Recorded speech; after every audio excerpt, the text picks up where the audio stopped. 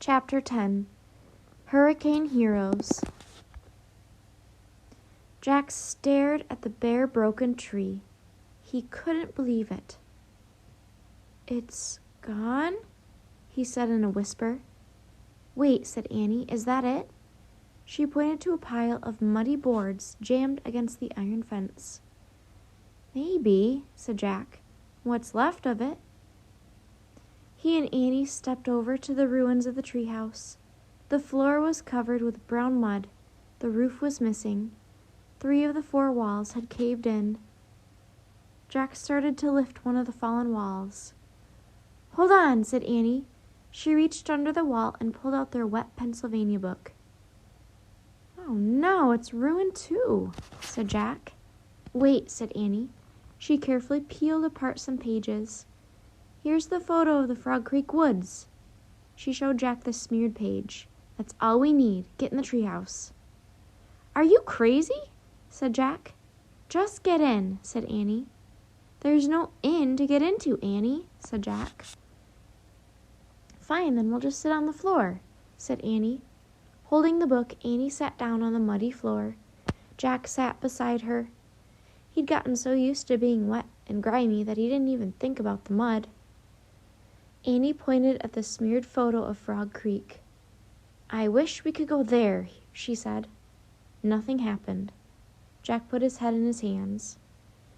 "I wish we could go there!" Annie shouted. Jack felt the floor of the treehouse start to move. "Oh," he said. He couldn't believe it. The wind started to blow. The treehouse started to spin. It spun faster and faster.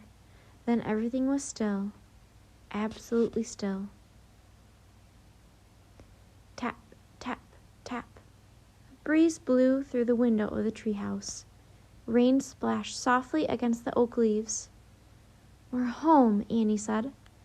Jack looked around. As always, no time at all had passed in Frog Creek. Jack and Annie were wearing their own dry, comfortable clothes and shoes again. The canvas knapsack had changed into Jack's backpack. The Pennsylvania book lay on the clean wooden floor. It was in perfect shape. Best of all, the treehouse had a window again, and 4 walls and a roof. "I didn't know if the magic treehouse could fix the treehouse itself," whispered Jack. "I was pretty sure it could," said Annie. "Of course you were," said Jack, smiling. "Come on, let's hurry home." "Wait, I want to look in the Texas book one more time," said Annie. "It was ruined by water damage, remember?" said Jack. "Yup," said Annie, "but I'll bet it's fine now."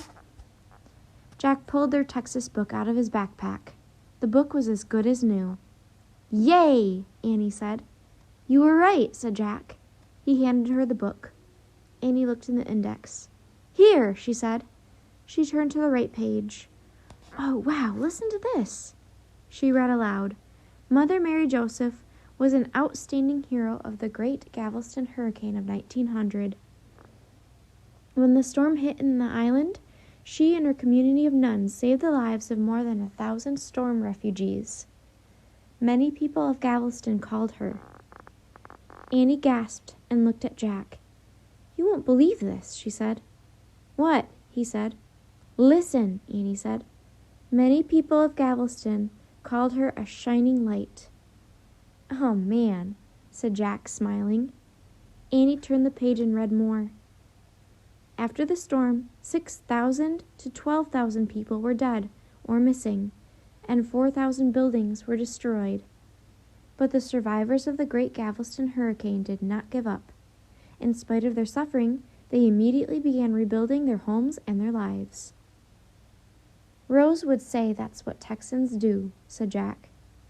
"She was so proud to live in Texas," said Annie. She kept reading.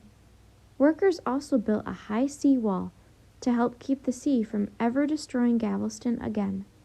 Most amazing of all, they pumped sand from the floor of the Gulf to raise the level of the whole city.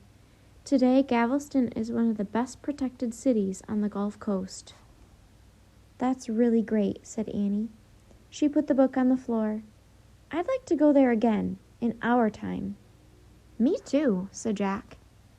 I'd like to meet the great-great-grandchildren of Rose and Lucas, said Annie. And Lily, said Jack. Annie smiled. But first, I'd like to go home and see Mom and Dad. Yup, said Jack. I'd like that more than anything in the world. Annie took off the star necklace and set it on top of the Texas book. Jack pulled on his backpack and climbed down the rope ladder. Annie followed. As they started through the woods, the rain gradually stopped falling. Streams of misty sunlight slanted through the trees. Birds sang loudly. Remember what Mother Mary Joseph told us? Said Annie.